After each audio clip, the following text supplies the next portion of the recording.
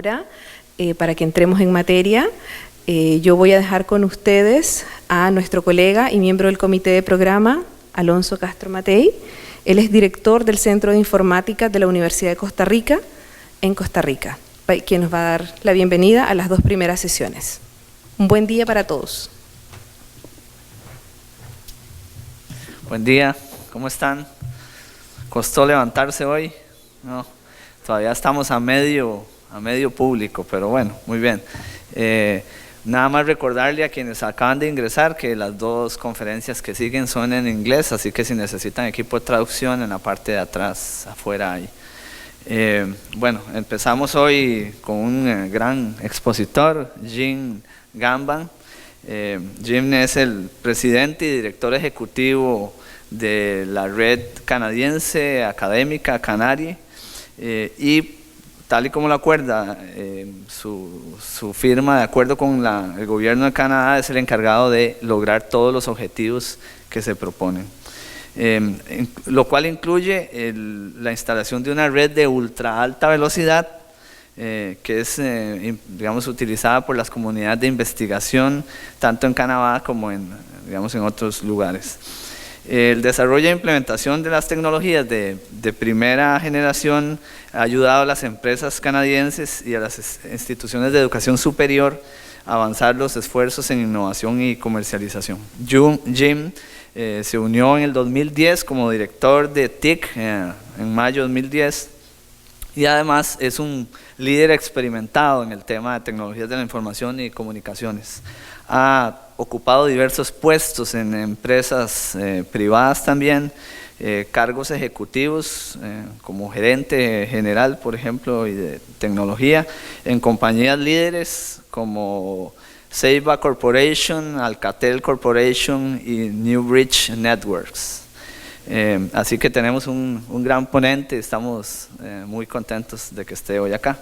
La exposición de Jim se llama A Recipe for Success, Collaborate Approach to Cybersecurity, o una receta para el éxito, enfoques colaborativos de ciberseguridad.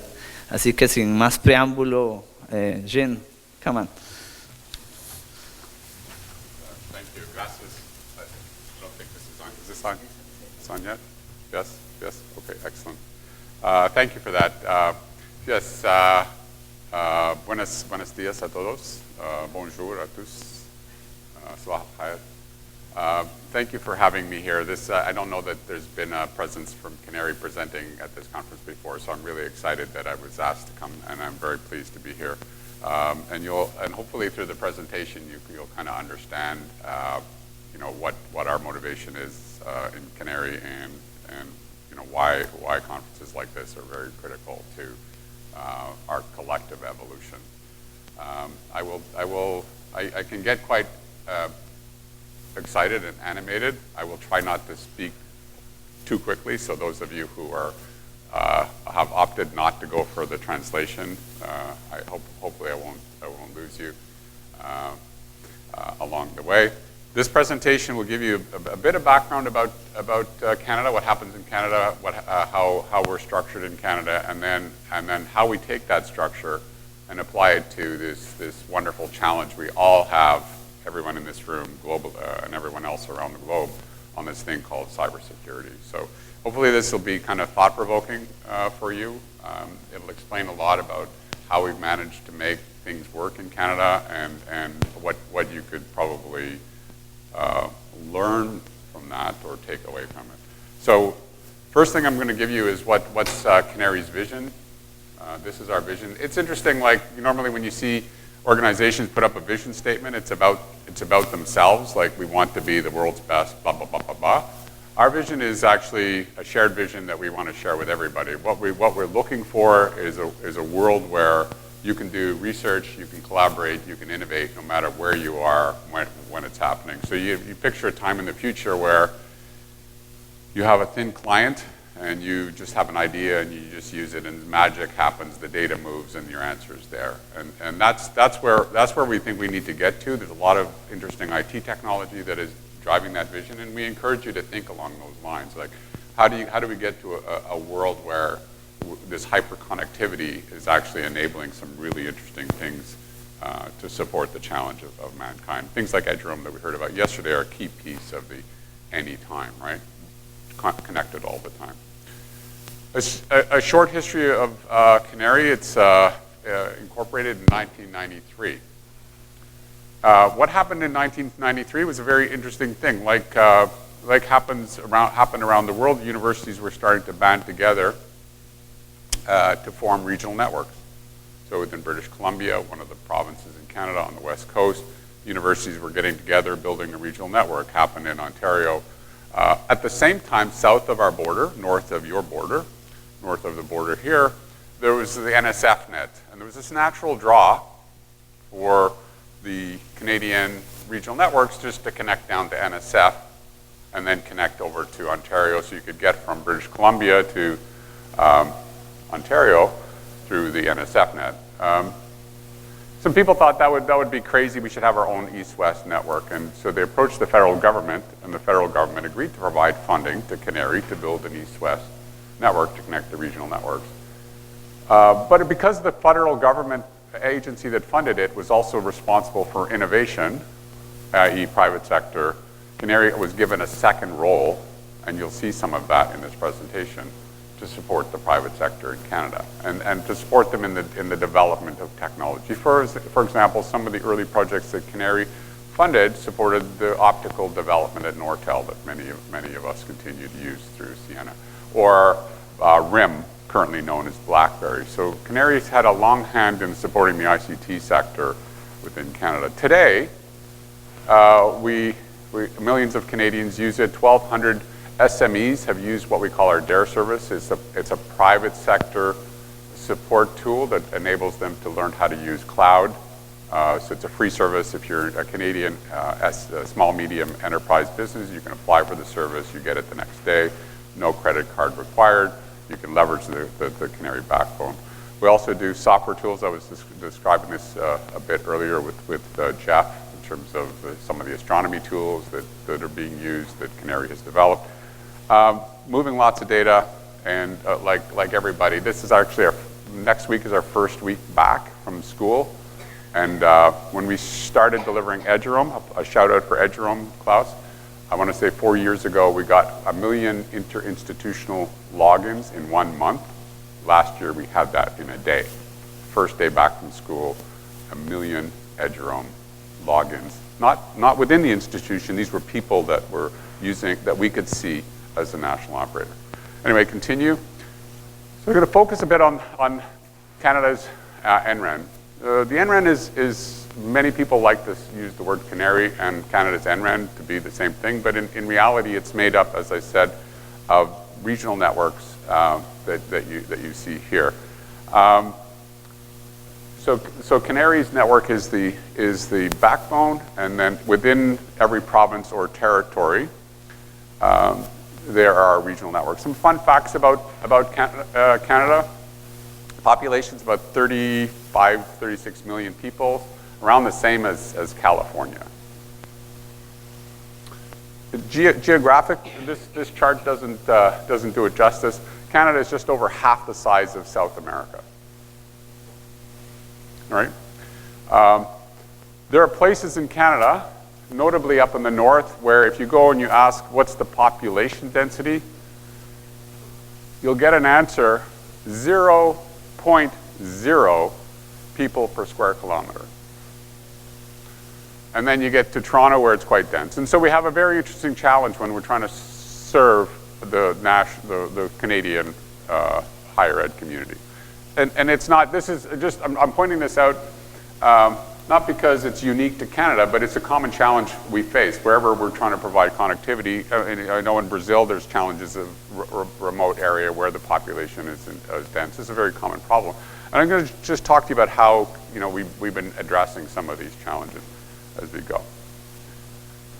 So these are the partners of the Canada's NREN. These are the names of the regional organizations, and you sort of see CANARIE just lists itself alphabetically. We don't declare any sort of special status in terms of being the Canadian NREN. And I'll give you an idea of why that is as well. So what do we do? What does CANARIE do in this equation, right? I'm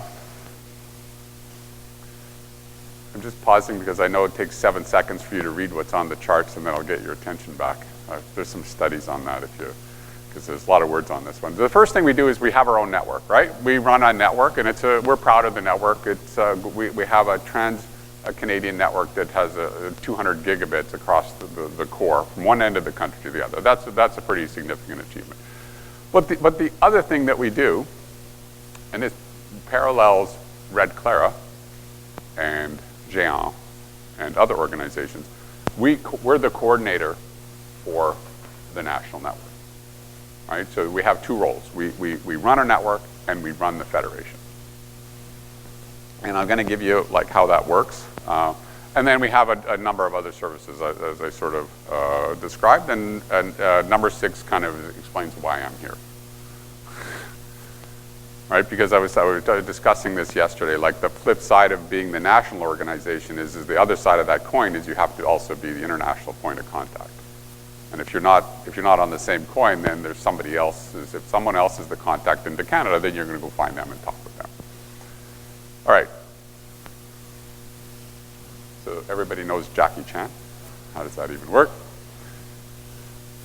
And here's how it works, right? The first order of business is a very clear roles. The role of the regional network is to connect to the institutions, to bring them to a point of presence. The role of CANARIE is to get them from that point of presence to another province or another territory or out of the country. Very, very clear roles. Sometimes the regional networks, and we don't discourage them from getting involved internationally, sometimes they have their own link, but it only has a very limited distance, and it's for usually some sort of specific application that they're trying to solve. One of the things we did that we can take pride of, and this whole talk actually comes out of, interestingly enough, about 3 months ago, I was interviewing a candidate to come and work at CANARIE. And towards the end of the interview, if you guys, how many people interview on a regular basis? Right? Yes? No? If you interview people, come on, somebody must. Am I the only one?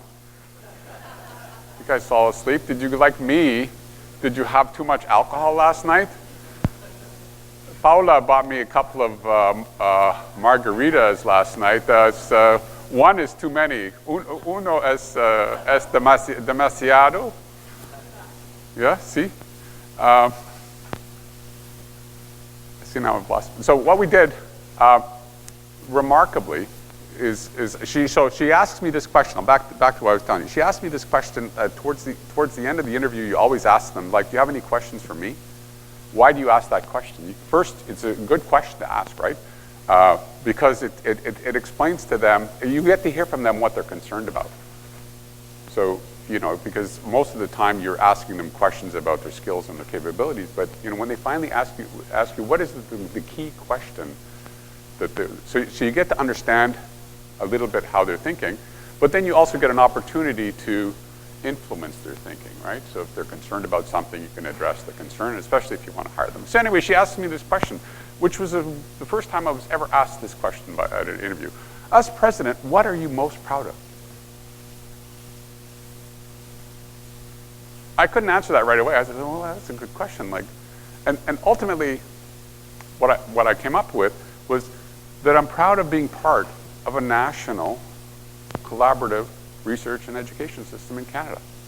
That we've actually managed to achieve national reasonable harmony within Canada across 13 different organizations. And what we did to give you an idea is we have a single national strategic plan. So think about that for a second. 13 organizations funded a plan that we're all executing to. That's amazing, right? So I was quite proud of that. After the interview, I started to think, okay, what actually has to happen to make that work? And I'm going to share with you what we've observed within CANARIE. First thing that needs to happen to make it work is we have to stop fighting diversity. Right? We have to stop thinking everything has to be the same. We have to, in fact, not just stop fighting diversity. We have to embrace it. We have to say diversity is actually a good thing. You can take advantage in a federation of the fact that it's diverse because one part of the federation can move a little faster than another part. And then you can learn from the faster moving part to catch up the slower moving parts.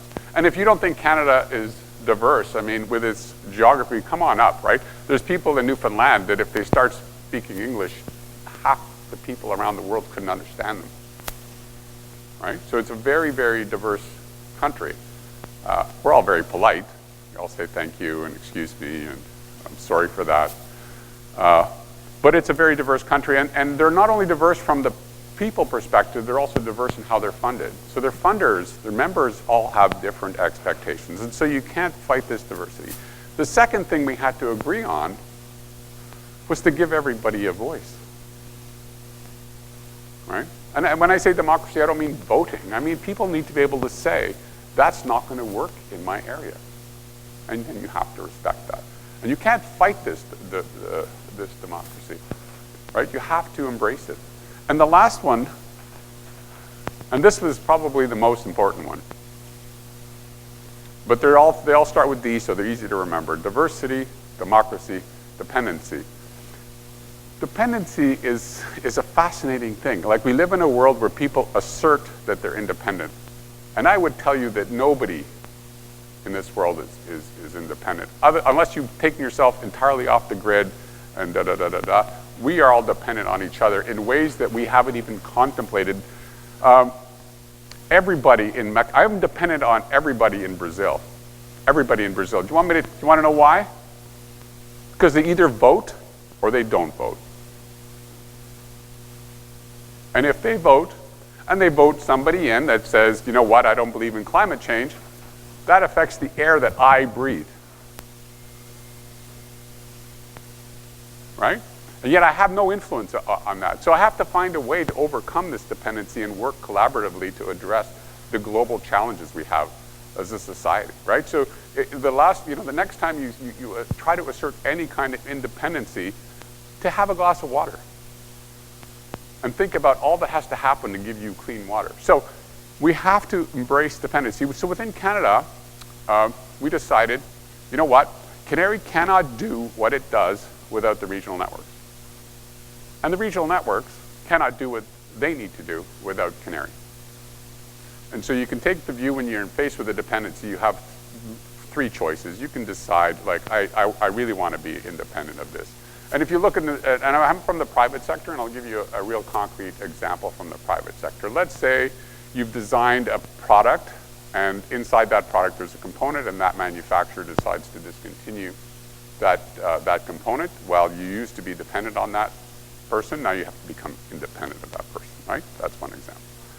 The second way you can handle dependency is you can just say, it is what it is, we're not going to try to change it. It's kind of like you buy a word processor, you're dependent on the word processor, but you can't really say, okay, well, I'm going to go to those people and change it for my liking. The third, though, is to embrace it and say, I like this dependency. If I make this relationship better, stronger, why? Can you hear me? You can. Test 1, 2, 3, 4. Better? No? Okay. Okay, so I just have to warn you, I run the risk of injuring myself with this thing, right? So just if I pass out, if somebody knows CPR, right? No? So we decided within Canada that we couldn't, to actually take the third option, which is actually to embrace the dependency, right? Which says, let's work more closely, let's strengthen the partnership, let's see what we could do together. That's really where we ended up. And the nice thing about this is if you do this, nobody likes a dictatorship, right? Unless they're a nice dictator, but only for a while. Correct?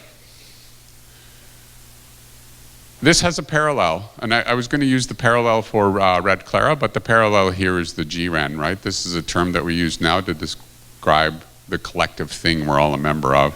It's probably the most inclusive term that you can find. It includes every construct. It includes links that are funded for a special purpose to, this sounds worse to me. Is it better? Worse? Okay. And then I'm going to proudly say there's this thing called the NREN CEO Forum.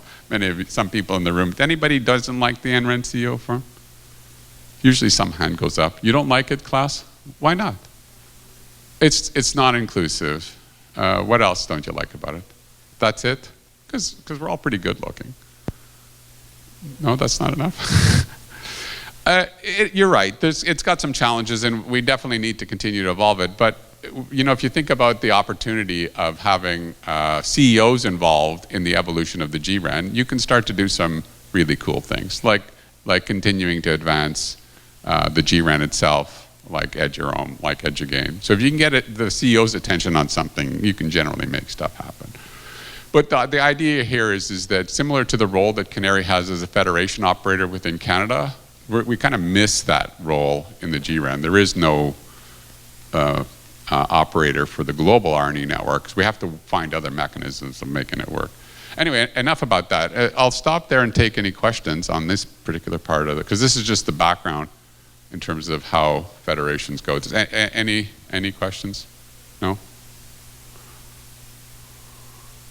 None? Nada? Bien. Alors, back to Canada. This is a great place to live, I have to tell you. You know, the picture on the top left, that's looking out my window. No, I'm just kidding.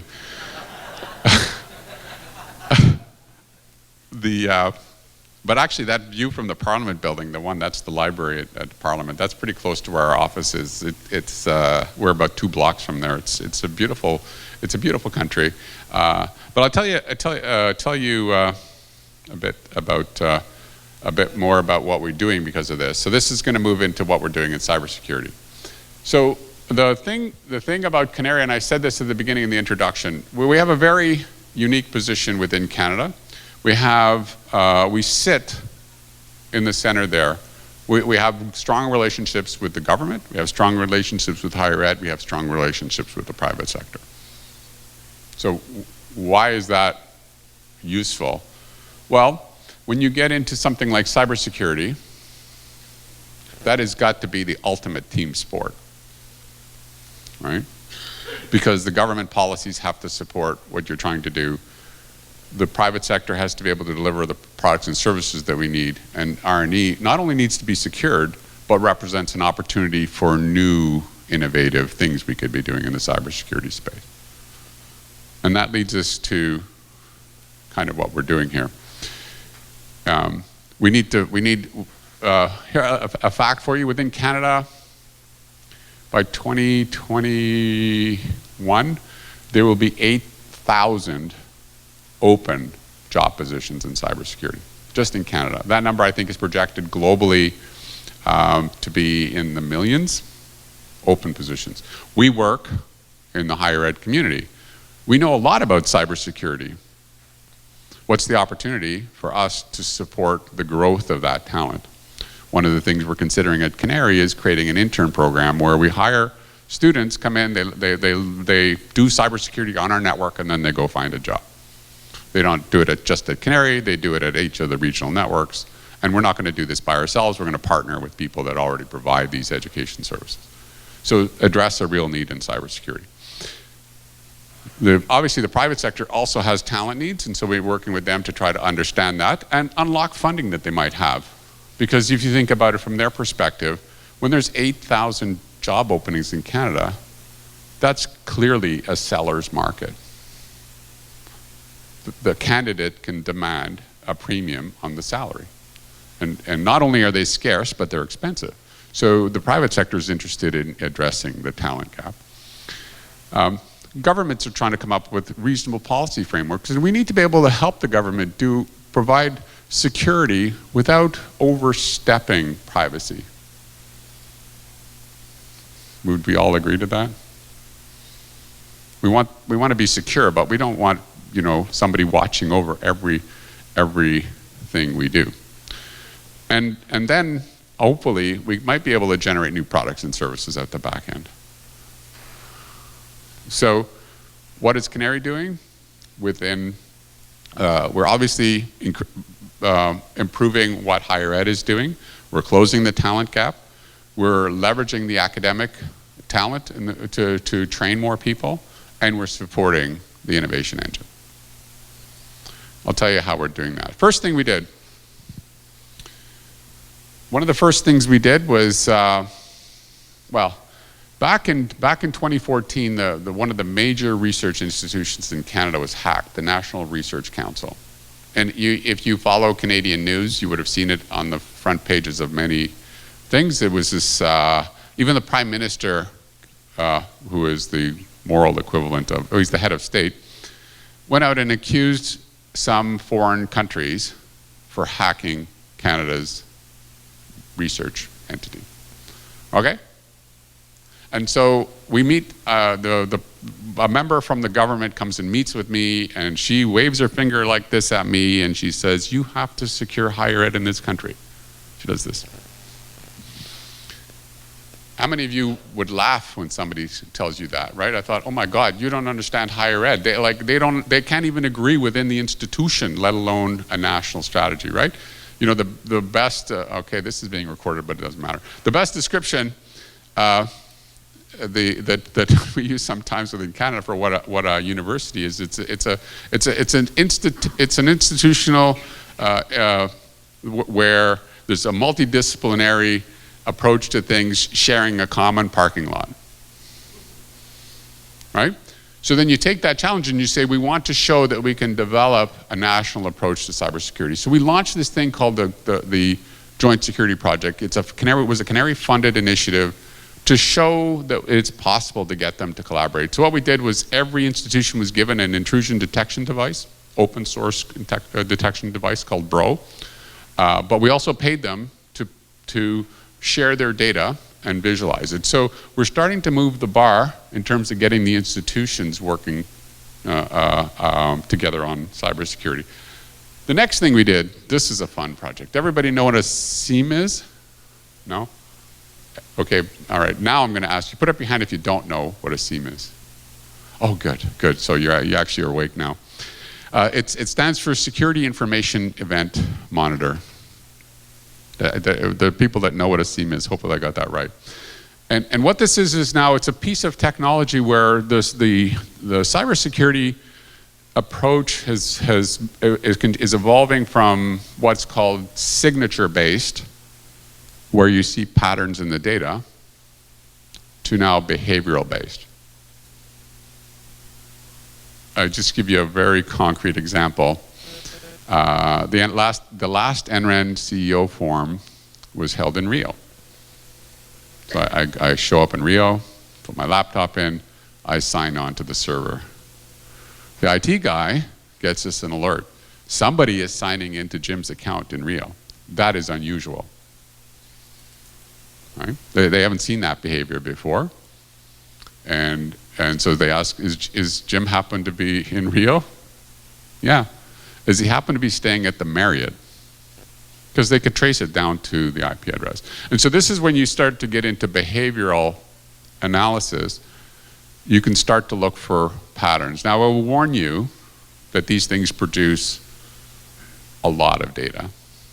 And how they work is they look at logs coming out of all the devices that are constantly going out that would overwhelm you, and they do correlation. There's a lot of work going on in this space around AI. This is really a great opportunity for AI because the computers would never tire looking at this thing, looking for patterns. And so it's a fantastic tool. Now, the one thing I want to tell you though, is this is a Canadian NREN output. Every regional network in Canada is using the same technology. Every regional network across the country and CANARIE hired an analyst to look at this data, and they're all working together. And we would love to collaborate with anyone else that wants to look at what's coming out of these things. Because as Klaus pointed out yesterday, Klaus? Klaus. This community represents an amazing opportunity for collaboration, right? We don't compete with each other, usually. And so that opens up an incredible door for collaboration. And we would love to collaborate with you on what we're doing here and how we can take advantage of some of these things. And then the third thing that's happening within Canada is the shared security operations center. This is following the lead out of what's happened. Well, we found out about this through Indiana University. Shout out to IU, where the downside to it is that the Big 10 universities in the U.S., of which there are 14 members, Big 10, 14. I don't think there's a math major in any of these, right? They came up with this idea, and it's called OmniSoc. I don't know if you've heard of OmniSoc. The CIO there, Brad Wheeler, has become quite an advocate for how higher ed should be getting into the space of the Security Operations Center space. And so in Canada, the University of Toronto was approached, and through collaborative work with CANARIE and the NREN, they're building a cybersecurity center for Canada for higher ed that will liaise with OmniSoc and any other SOC in the higher ed space. In fact, this is a discussion that's happening at that thing that Klaus doesn't like, the CEO forum. Because JISC is doing a SOC, RNet, JISC in the UK is doing a SOC, RNet in Australia is doing a SOC. And so it makes it easy for the Canadian SOC to share threat data around the world if we maintain this. And this is kind of how it all fits together. At the bottom level, you see the joint security project. So that's, arming the universities and the colleges and anyone else that's connected to the network to have the right tools to feed that data into the NREN, because the NREN SIM can not only just look at the NREN itself, but you can also feed it, give it a feed from an institution if you want. And then that data will move up to the SOC level. Sometimes it'll bypass the NREN. So if you're one of the U15, the top 15 universities in Canada, or any institution that thinks that it has enough capacity to deal directly with the SOC, they can bypass that. But the smaller institutions can take advantage of the talent in the network, because as I said, we're hiring all these people within across the country, so they can support the smaller institutions and support them in dealing with the SOC. And it sort of gives you a rough idea of, again, the division of labor. So we're going to try to build a structure, or we're working to build a structure similar to the way the NREN works in Canada, where there's clear role definition. The institutions are expected to do A, the National Research and Education, the Canadian NREN is expected to do B, and the SOC is expected to do C. I think that's it. I will take any questions.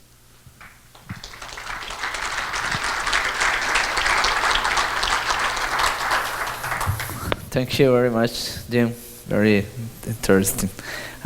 Questions, preguntas para Jim. Preguntas. Questiones.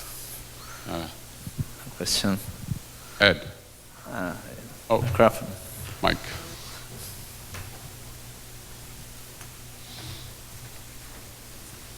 Thanks, Jim. You mentioned the importance of global collaboration.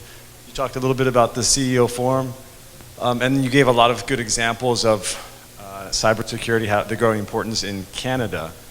I'm curious if you could talk about any global initiatives for how NRENs could work collaboratively around cybersecurity, if there are any, and how this community, the people here, might be able to be involved in those.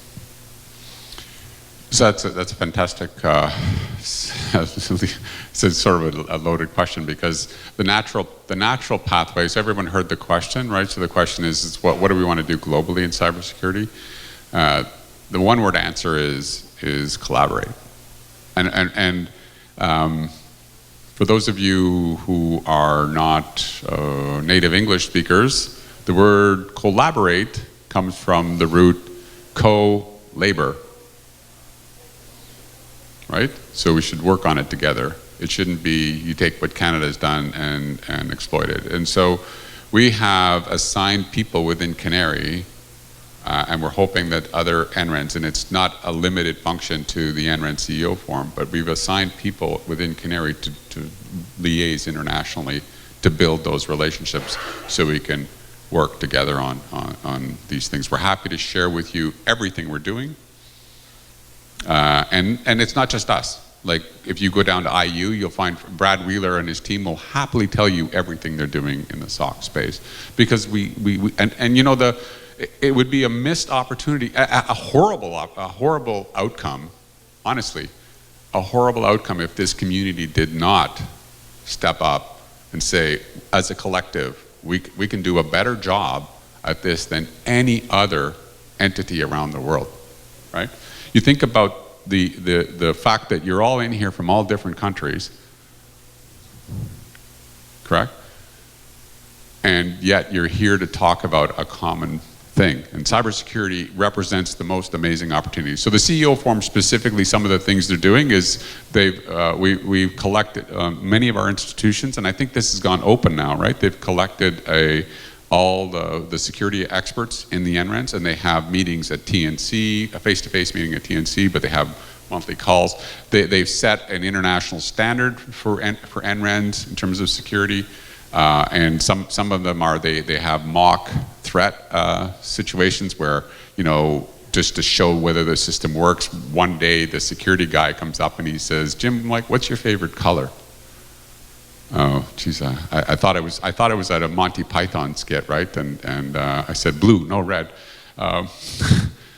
But that was to test whether or not, like, they wanted to see how quick is it going to take to contact the CEO and alert him or her of something that was happening, right? So there's initiatives like that, and now we're starting to pick up on the CANSOC. And the CANSOC is not an NREN CEO thing, because there are people around the world that are looking at this, and we got to find those people, build an infrastructure to allow them to participate. I don't know if that, I think there was a,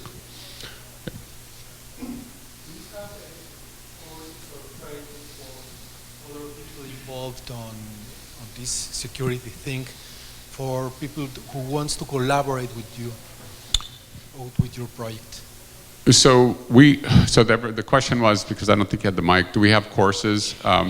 So CANARIE itself will develop an intern program for the NREN, and we will happily share that.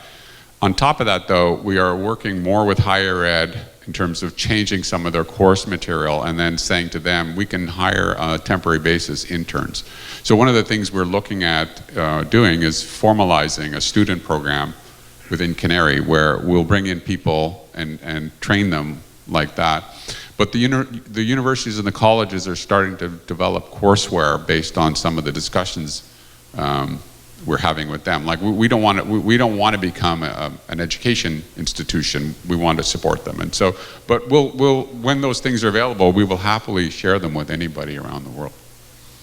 And so this is like the polytechnics are looking at this, the colleges, and the universities. Oh,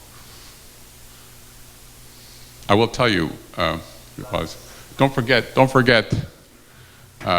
We're all dependent on each other. That was really what I wanted you to go. We need to work on all this stuff together. Yeah, and I just want to add a little bit to your answer to the previous question.